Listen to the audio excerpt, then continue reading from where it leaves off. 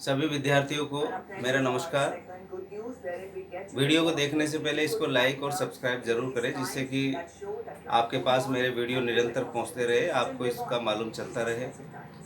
आज हम इस प्रश्नावली के दूसरे पार्ट की ओर बढ़ रहे हैं और आज का जो पार्ट है वो आपके लिए बहुत महत्वपूर्ण है, क्योंकि इस पार्ट से ही प्रश्न 6 अंक का क्वेश्चन नंबर 26 पूछा जाता है। इसलिए आप आज के पार्ट को विशेष रूप से ध्यान देते हुए पढ़ें, जिससे कि आने वाली परीक्षा में हम 6 के 6 अंक प्राप्त कर सकें। आज का मैंने प्रश्न लिया, प्रश्न नंबर 2 का प्रश्न पहला ही ले रहा हूं मैं। यहाँ पर आपको इसकी नेचर का पता लगाना है। नेचर का मैंने पहले भाग में आपको बता रखा, उससे आप इसकी नेचर की के बारे में आप इसको आसानी से निकाल सकते हैं। आज हम इसको ग्राफीय विधि से हल करेंगे। ग्राफीय विधि का मतलब आपको परीक्षा में ग्राफ मिलेगा और उस ग्राफ पर आपको एक्स और वाई एक्स खींच के और इस तरीके से इसको एक्स और वाई का मान आपको ज्ञात करना होता है। बहुत इजी पैटर्न है, रटने पे हमको बिल्कुल ध्यान नहीं देना, हमको इस पे पूरा समझने पे फोकस रखना है। जैसे मैंने समीकरण नंबर 1 को वापस लिखा, एक्स प्लस वाई बराबर 3। पहले वाले समीकरण को अब यहाँ पर एक्स और वाई में से किसी को भी पक्षांतरण के रूप में अपन इधर भेज सकते हैं। मैंने वाई को इधर भेजा, एक्स बराबर 3 माइनस वाई, 3 माइनस वाई, इसको मैंने दे दिया समीकरण नंबर 3 दे दिया यहाँ पर। अब यहाँ पर नीचे मैं एक बॉक्स बना देता हूँ। आपको भी परीक्षा में इस तरह का बॉक्स बनाना है। ये बॉक्स आप बना दोगे, ये एक्स और ये वाई, इसको इस तरीके से आप 3 भाग इसके बना लें, जिसमें एक्स के भी 3 मान आ जाए और वाई के भी यहाँ पर 3 मान आ जाए। अब यहाँ पर हमको सोचना है, आप बिल्कुल रटे नहीं, आप आपके मन से मान रखें, मान ऐसे रखें कि हमको जो x का जो मान प्राप्त हो वो छोटा प्राप्त हो। अब y का मान जैसे मैंने यहाँ पर रख दिया 0, y का मान 0 रखने पर तो x का मान x बराबर 3 माइनस y की जगह कितना रखना हमको 0, तो यहाँ पर x बराबर आ गया 3 में से 0 गए तो 3 बचे, ये x का मान आ गया आपके पास। कितना रखा था आपने y का मान 0। इसी तरह y का मान मैं 1 रख रहा हूँ यहाँ पर, y का मान 1 रखने पर x बराबर 3 माइनस 1, 3 में से 1 गया तो कितना बचा, 2 बचा, हमने यहाँ पर 2 लिख दिया। अब y बराबर कितना रख रहा हूँ मैं, 3 रखने पर मैंने 3 रखा तो x बराबर 3 माइनस, अभी मैंने देखो 1 रखा था, यहाँ पर 2 रख लेते हैं, तो 3 माइनस 2, इसका मान आ गया x बराबर आपके पास आ गया 1। आपने y का मान 0 रखा, y का मान 1 रखा, y का मान 2 रखा, तब x का मान 3, 2 और 1 आया। अब इन ब्रैकेट्स में हम इसको x और y का मान यहाँ पर रख देते हैं। y का मान सबसे पहले 0 आया था जब x का मान 3 आया था, y का मान 1 आया था जब x का मान 2 आया था, y का मान 2 आया था जब x का मान आपका आया था 1। आपने इस ब्रैकेट्स में ये मान रख दिए। अब दूसरा समीकरण लेते हैं। दूसरा समीकरण है आपके पास 3x माइनस 2y बराबर 4। अब यहाँ पर हमको सोचना है, जो विषम संख्या होती है उसको हम पक्षांतरण के रूप में उधर भेज देते हैं, सम संख्या को इधर रख लेते हैं। सम संख्या को इधर रखने के पीछे सीधा सीधा लॉजिक ये है, अभी आपको समझ आएगा। मैंने 2y को इधर भेज दिया, 4 को इधर ले आया मैं, 2y इधर गया तो माइनस का 2y इधर जाके प्लस का 2y हो गया, और ये 3x इधर ऐसे कैसे ही है, 4 को मैंने इधर भेज दिया तो माइनस का 4 हो गया। अब ये 2 है, 2 को मैंने बटे में भेज दिया ब्रश गुणा करके, तो 3x माइनस 4 बटा 2, ये आपके पास समीकरण नंबर आ गया 4। समीकरण 4 आ गया। मैंने इसको पक्षांतरण क्यों नहीं किया, उसके पीछे सीधा सीधा रीजन ये है कि 2 का भाग आसानी से हम लगा सकते हैं। 3 के भाग में जब संख्या आती है तो पहचानने में थोड़ी कठिनाई होती है, इसलिए आप विषम संख्या को ही उधर ट्रांसफर करें, सम संख्या को इधर रहने दें। सम संख्या जब इधर रहेगी तो आप नीचे उसको भेजोगे तो 2 का भाग आसानी से वहाँ पर लगा सकते हैं। अब यहाँ पर हमको सोचना है, वही आप क्या करोगे, आप ब्रैकेट्स बनाओगे नीचे। नीचे जब आप ब्रैकेट्स बनाओगे, वही x के और y के 3 मान के लिए आप 3 डिब्बे बना लें। ये हमने 3 डिब्बे बना लिए। अब यहाँ पर x का मान सोचना है। x का मान जैसे सबसे पहले हम क्या रखें, अगर 0 रखेंगे, x का मान अगर यहाँ पर 0 रखेंगे तो ये 0 हो गया और -4 में 2 का भाग पूरा पूरा जा रहा है, इसलिए मैंने x का मान क्या रखा, सबसे पहले 0 रखने पर, तो y बराबर 3 × 0 - 4/2। अब 3 को 0 से गुणा किया तो 0, और 0 को -4 में जोड़ेंगे तो -4 ही रहेगा, तो y बराबर 2 का भाग 4 में दिया, 2 बार गया, तो ये आ गया y बराबर -2। अब इसी तरह x का मान अब 1 रखें, 3 एकम 3, 3 में से 4 गया तो -1 बचा, -1 में 2 का भाग देंगे तो -0.5 होगा। हमको -0.5 लाना नहीं है, हमको तो बात प्लस ही प्लस की करनी है, और वो भी पॉइंट में नहीं करनी। हमने यहाँ पर 2 रखा, x बराबर 2 रखने पर, जब x बराबर 2 रखेंगे तो y बराबर 3 × 2 - 4/2, 3 दूना 6, 6 - 4/2, 2/2, तो y बराबर कितना आ गया आपके पास, 1 आ गया। अब एक संख्या और ढूंढ लेते हैं, 2 रख लिया, 3 रखेंगे, 9, 9 में 4 गए तो 5, 5 का में 2 का भाग लगाएंगे तो 2.5 आएगा, 2.5 से हमको कोई मतलब नहीं। आप यहाँ पर रखेंगे 3 रखें, 3 तिया 9, 3 की बात हमने कर ली। अब 4, 4 ती 12, 12 में 4 गए तो कितने बचे, 8, और 8 में 2 का भाग लगा तो 4, तो हम कितना रख रहे हैं यहाँ पर x बराबर 4 रखने पर, हमने x बराबर 4 रखेंगे तो y बराबर 3 × 4 - 4/2, 4 ती 12 -4/2, ये आ गया 8/2, तो आपके पास y बराबर यहाँ पर आ गया 8 में 2 का भाग लगाएंगे तो कितना आ गया, 4 आ गया।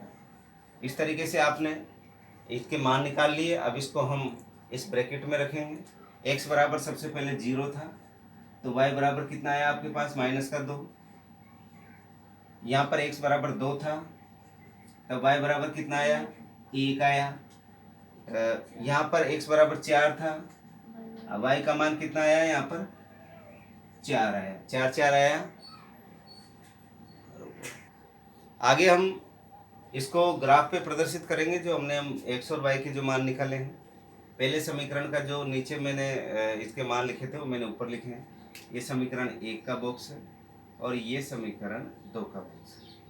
अब हम यहाँ पर मान रखने से पहले थोड़ा सा इस ग्राफ का साधारण सा परिचय ले लेते हैं। इस ग्राफ के अंदर हम क्या करेंगे, बीच में 2 लाइनें खींचेंगे, एक x अक्ष को प्रदर्शित करेगी और एक y अक्ष को प्रदर्शित करेगी। जिस जगह दोनों लाइनें एक दूसरे को काटती है उसको मैंने यहाँ पर O नाम दिया। O का मतलब ओरिजिन पॉइंट, ओरिजिन पॉइंट को हिंदी में मूल बिंदु बोलते हैं, और मूल बिंदु के निर्देशांक 0 0 होते हैं, यानी 2 बार 0 का मतलब x का मान भी 0 और y का मान भी 0। यहाँ पर जब मूल बिंदु से जब हम x की तरफ जाएंगे तो ये पूरे मान प्लस में होंगे, मूल बिंदु से जब x डैश की ओर जाएंगे तो सारे के सारे मान माइनस में होंगे, मूल बिंदु से जब ऊपर की ओर जाएंगे y की तरफ तो पूरे के पूरे मान प्लस में होंगे, और नीचे आएंगे तो पूरे के पूरे मान माइनस में होंगे। यहाँ पर हमको पैमाना मानना होता है। पैमाना चाहे इस कोने पे लिख दो चाहे इस कोने पे लिख दो, कोई से भी कोने पे लिख सकते हैं पैमाना। पैमाने के अंदर हमको ये सावधानी रखनी है, जैसे हमारे पास संख्या यहाँ 4 तक ही, x का मान भी अधिक से अधिक 4 है और y का मान भी बड़े से बड़ा 4 है, तो हमको एक बड़े खाने को हम एक इकाई मान सकते हैं, क्योंकि काम चल रहा है हमारे यहाँ पर। और बड़ा खाने से तात्पर्य आपका जो ग्राफ है इसके अंदर एक ऐसा बड़ा खाना होता है, ये बड़ा खाना भी 4 छोटे खानों में बटा हुआ होता है, तो ये बड़ा खाना होता है। इस बड़े खाने को हमने यहाँ पर एक इकाई माना है, तो यहाँ पर लिखेंगे x, y अक्ष पर एक बड़ा खाना बराबर 1 इकाई। हमने एक बड़ा खाना बराबर 1 इकाई मान लिया। इसका मतलब ये हुआ कि जब भी हम एक बड़े खाने की बात करेंगे 1 इकाई के रूप में उसको समझेंगे। अब यहाँ पर 1 2 3 4 मैंने यहाँ पर प्रदर्शित कर दिया संख्याओं से, 1 इकाई माना तो ये 1, फिर ये भी 1 है, 1 और 1 मिलकर 2 हो गया, फिर ये भी 1 है, 1 और 2 मिलकर 3 हो गया, फिर ये भी 1 है, 1 और 3 मिलकर 4 हो गया, फिर ये भी 1 है, 1 और 4 मिलकर 5 हो गया। इस तरीके से मैंने इसको नंबरिंग किया। इसी तरीके से इधर चलेंगे ऊपर और नीचे। अब यहाँ पर ये बॉक्स लेते हैं। x का मान कितना है यहाँ पर 3, ये रहा 3, y का मान कितना 0, y का मान 0, तो इसी जगह मैंने यहाँ पर गोला लगा दिया। दूसरा देखो x का मान कितना है 2, ये x का मान आ गया 2, और y का मान कितना है 1, ये 1 आ गया। ये 1 वाली लाइन ऐसे सीधी मिलेगी आपको ग्राफ के अंदर, ऐसे सीधी जाती हुई, और यहाँ से भी एक लाइन ऊपर की ओर सीधी जाती हुई मिलेगी। तो जिस जगह दोनों लाइनें कटती है यहाँ पर हमने गोला लगा दिया। फिर x का मान 1 और y का मान कितना 2, ये 1 तो यहाँ पर रहा, ये लाइन सीधी जाएगी, और यहाँ से लाइन इधर से आएगी, यहाँ पर हमने क्या लगा दिया, गोला लगा दिया। और इस गोलों के जो तीनों बिंदु प्राप्त हुए हमको, इन तीनों बिंदुओं को जब हम स्केल की सहायता से मिलाएंगे तो ये सीधी रेखा के रूप में आपको मिलेंगे। अगर ये तीनों सीधी रेखा में रूप नहीं मिल रहे तो इसका मतलब हमने जो ग्राफ किया उसमें कहीं कहीं मिसिंग कर दी, कहीं कहीं हमने गड़बड़ की है। अब दूसरा लेते हैं हम। दूसरे लेने के पहले ये जो आपने जो लाइन खींची है, इस लाइन कौन से समीकरण को प्रदर्शित कर रही है, उस समीकरण का नाम लिखा मैंने, x + y = 3। अब आगे चलते हैं हम दूसरे बॉक्स की ओर। x का मान यहाँ पर 0 है, ये रहा 0, y का मान -2 है, ये -2 रहा, ये नीचे वाली संख्या आ गई यहाँ पर। अब देखिए x का मान 2 है, x का मान 2 है, और y का मान 1 है, ये 1 है, यहाँ पर डबल गोला लगा दिया हमने। x का मान 4 और y का मान 4, x का मान 4 और ये y का मान, ये 4 वाली लाइन जाएगी ऐसे सीधे, x का मान यहाँ पर से ये सीधी लाइन आएगी, यहाँ पर दोनों लाइनें जिस जगह कटती है वहीं हम क्या बना देते हैं, गोला बना देते हैं। और यहाँ से हम एक स्केल की सहायता से जब लाइन खींचेंगे तो वो तीनों बिंदुओं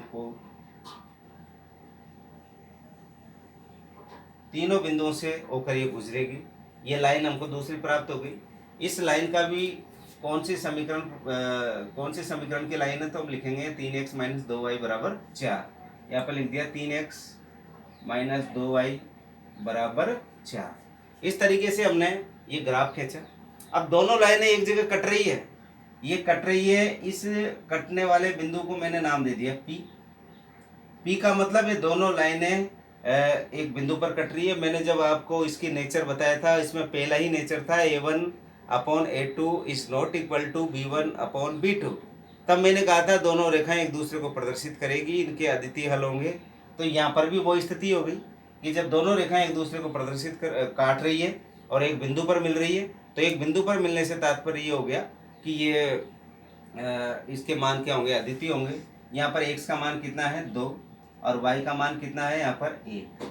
अर्थात ये जो P बिंदु है, P बिंदु पर x और y का मान आप निकाल लिया, और P का मान हो गया बिंदु पर 2 और 1। ये इसके x और y के क्या आ गए, आंसर आ गए। इस तरीके से हमको ये 6 नंबर का जो प्रश्न है इसको अच्छे से करना है। आप कहीं भी इसका कहीं भी आप इस तरह की बात नहीं छोड़े जिससे आपके नंबर कटे। हम क्या करते हैं, पैमाना छोड़ देते हैं, हमको पैमाना नहीं छोड़ना, हमको पूरी बात यहाँ पर प्रदर्शित करनी है। आपको जो ये बॉक्स है वो प्रदर्शित करने हैं। आपको रट्टा नहीं मारना कि आपने सर ने जो बताया उसी तरीके से करें। आप कुछ भी मान सकते हो, ऐसा नहीं है मैंने यहाँ पर 3 और 0 माना तो आप भी 3 और 0 माना। आप 5 और 5 रख सकते हो x का मान, आप 8 रख सकते हो x का मान। जब आप बड़ी संख्या रखोगे तो आपको पैमाना भी आपको बड़ा मानना पड़ेगा। जैसे मैंने एक शख्स पर 1 बटा खाना बराबर 1 इकाई माना। अब आप बड़ी संख्या रख रहे हो, 100 रख रहे हो, तो आपको एक जो आपका बड़ा खाना है उसको आप 100 इकाई मान लो, 50 इकाई मान लो, 10 इकाई मान लो, आपको पूर्ण छूट है। तो आप रटने पे विश्वास नहीं करें, आप इसको इस तरीके से सवाल को हल करोगे तो 6 के 6 नंबर प्रश्न नंबर 26 वाले में आप प्राप्त कर जाओगे। अगला सवाल लेते हैं।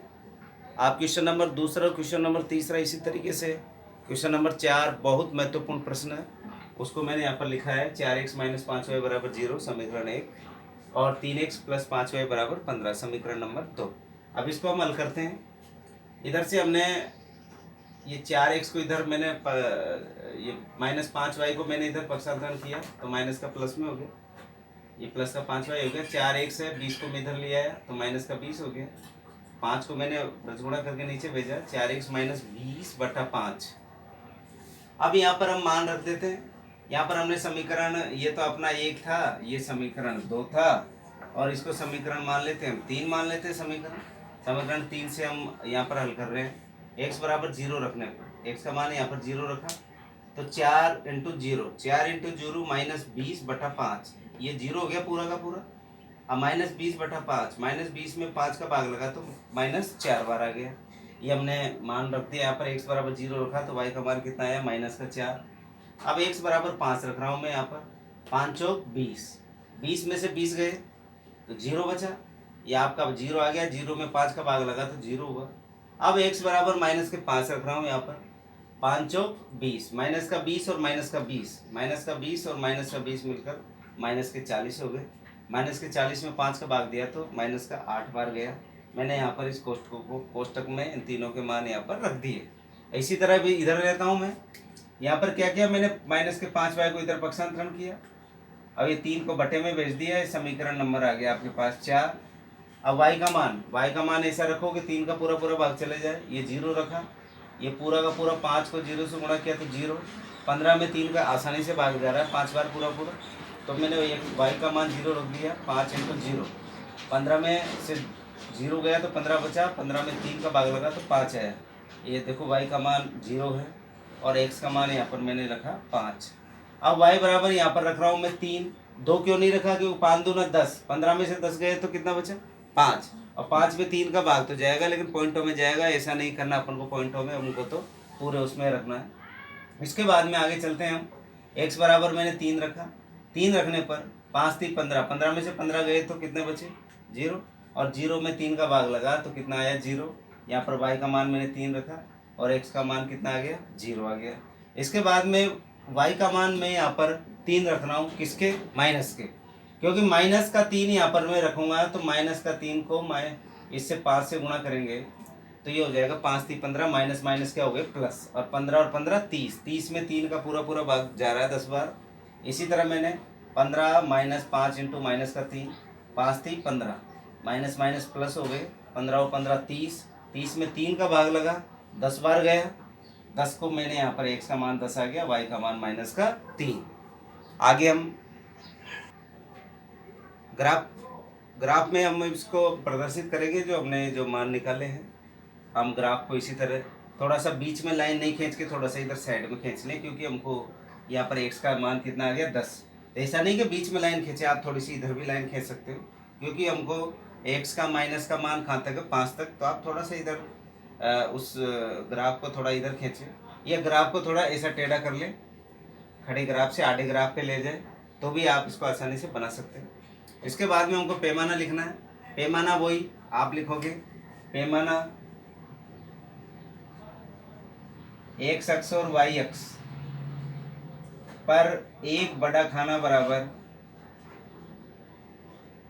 1 इकाई। आप यहाँ पर पैमाना लिखोगे, x अक्ष और y अक्ष पर एक बड़ा खाना बराबर कितना होता है 1 इकाई होता है। इसका विशेष ध्यान रखें, पैमाना लिखना है लिखना हमको। अब यहाँ पर x का मान 0 और y का मान -4, x का मान 0, ये 0 वाला जिसको मूल बिंदु जिसके निर्देशांक 0 0 होते हैं, x का मान 0, y का मान -4, ये 0 और ये -4 नीचे आ गया, यहाँ पर हमने गोला बना दिया। इसके बाद में है x का मान 5 और y का मान 0, ये x का मान 5 आ गया, y का मान 0 आ गया, तो यहीं पे गोला लग गया। ये आ गया -5 x का मान और y का मान -8, ये तो आ गया -5 और y का मान आ गया 8। ये से लाइन सीधी जाएगी नीचे की तरफ, यहाँ से भी एक लाइन आएगी सीधी, इस जगह आपका गोला लग गया है, ये गोला बन गया यहाँ पर। इन तीनों बिंदुओं को जब हम मिलाएंगे तो एक सीधी रेखा के रूप में आपको ये प्राप्त होंगे। अगर सीधी रेखा प्राप्त नहीं हो रही, इसका अर्थ ये हुआ कि आपने जो प्रश्न किया है उसमें कहीं कहीं हमने भूल कर दी, कहीं कहीं गड़बड़ कर दिया। अब इसके अंदर इस जो ये लाइन आ रही है, इस लाइन कौन से समीकरण की, वो समीकरण लिखेंगे 4x - 5 y = 20। तो यहाँ पर लिख देता हूँ मैं 4x - 5y = 20। ये पहला काम पूरा हुआ। दूसरा डिब्बा लेते हैं, ये दूसरा इस समीकरण का है, ये पूरा का पूरा बॉक्स। x का मान कितना है 5, ये मैंने x का मान लिया है यहाँ पर 5, ये 5 आ गया। y का मान कितना है 0, इसी जगह आ गया तो ये गोला लगा दिया इसी जगह। x का मान 0, ये 0 आ गया। y का मान 3 है तो ये 3 ये ऊपर रहा तो यहाँ पर गोला लग गया। अब आ गया तीसरा, x का मान 10, x का मान है यहाँ पर 10, ये रहा 10, और y का मान है -3, ये -3, ये लाइन आएगी सीधी सीधी सीधी इस तरीके से, ये सीधी, और ये 10 रहा, यहाँ पर ये दोनों मिल रही है लाइन, यहाँ पर मिला दिया। अब इसको जब आप मिलाएंगे तो एक सीधी रेखा के रूप में मिलेगी। आप जब इसको मिलाओगे तो ये एक सीधी रेखा के रूप में आपको मिलेगी। अगर सीधी रेखा के रूप में नहीं मिल रही तो अपन कहीं कहीं ये सवाल को हमने क्या कर दिया, गड़बड़ किया है। ये यहाँ पर मिल गई, देखिए आप। मिलते हैं हम कह देंगे कि जो हमने ग्राफ खींचा वो हमारा ग्राफ सही है, और इसको हम लिखेंगे 3x प्लस 5y बराबर 15। 3x प्लस 5y बराबर 15। अब ये दोनों रेखाएं इस बिंदु पर कट रही है, तो ये P प्राप्त हो गया। P के निर्देशांक आपके x का मान तो कितना आ गया 5, और y का मान कितना आ गया 0। अब इसने कहा कि ये जो y अक्ष से क्या कर रहा है, त्रिभुज बना रहा है। ये आपका y अक्ष है। आप कहोगे सर ये त्रिभुज बन रहा है, ये वाला, ये त्रिभुज बन गया यहाँ पर, ये पूरा का पूरा त्रिभुज बन गया। P के निर्देशांक आपको पता है। अब आप देखो दो बिंदु ले लेते हैं। P के बाद में इसको ले लिया मैंने Q और इसको ले लिया मैंने R। अब Q के निर्देशांक x का मान तो यहाँ पर कितना है 0, और y का मान कितना है यहाँ पर 3। ये 0 और 3 हो गया। अब यहाँ पर देखो r का x का मान कितना है यहाँ पर 0, और y का मान कितना है यहाँ पर -4। इस तरीके से हमने जो ट्राइंगल बना है y अक्ष से, उस ट्राइंगल के शीर्षों के निर्देशांक हमने ज्ञात कर लिए, और वो निर्देशांकों को हमने दिया P, Q और R। और इन दोनों समीकरणों का x और y का जो आंसर है, x और y की जो वैल्यू हम निकालते हैं वो है P का मान आ गया 5 और 0। इस तरीके से हम ग्राफ को आसानी से कर सकते हैं। आप इसका विशेष ध्यान दें कि जो हमारे जो उदाहरण है, आप उदाहरणों को भी अच्छे से करें।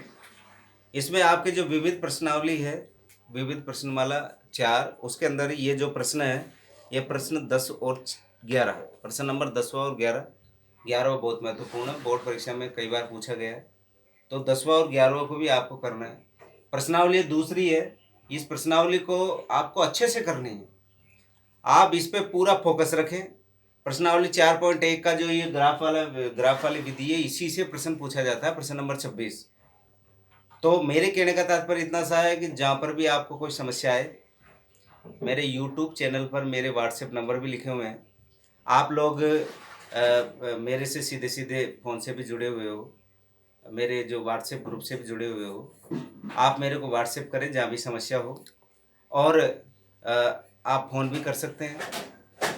तो आप इस प्रश्नावली को अच्छे से कर लें, और अगर आप मुझे आज आपकी जानकारी दोगे कि भाई हमको यहाँ समस्या है, तो मैं जो कल जो वीडियो प्रसारित होगा वो आपकी समस्या को लेकर ही आगे बढ़ूँगा।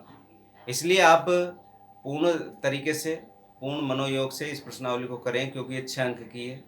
अगली जो 4.2 उसमें से पूछा नहीं जाता, फिर भी हम पढ़ेंगे उसको अगले उस पर वीडियो पे, और इस प्रश्नावली से ही प्रश्न पूछा जाता है।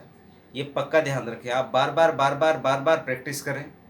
और जो ये अपना लॉकडाउन वाला पीरियड है, इस पीरियड में आप समय का सदुपयोग करें। जिसकी परीक्षा होनी है वो बच्चों तो बिल्कुल आप तन मन से आप जुट जाएं, क्योंकि परीक्षा होगी, जैसा कि हमें बार बार भी बताया जा रहा है, अखबारों के माध्यम में भी आ रहा है।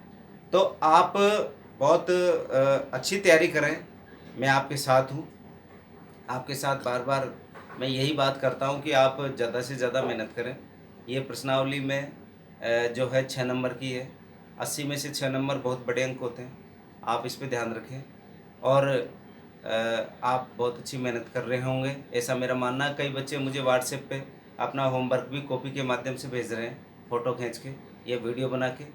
आप भी ऐसा कर सकते हैं। और आपने वीडियो देखा उसके लिए बहुत बहुत धन्यवाद। और जो अपना जो ये अभी कोविड-19 का जो चल रहा है, उसमें सरकार के द्वारा दी हुई गाइडलाइन को आप 100% फॉलो करें। नमस्कार।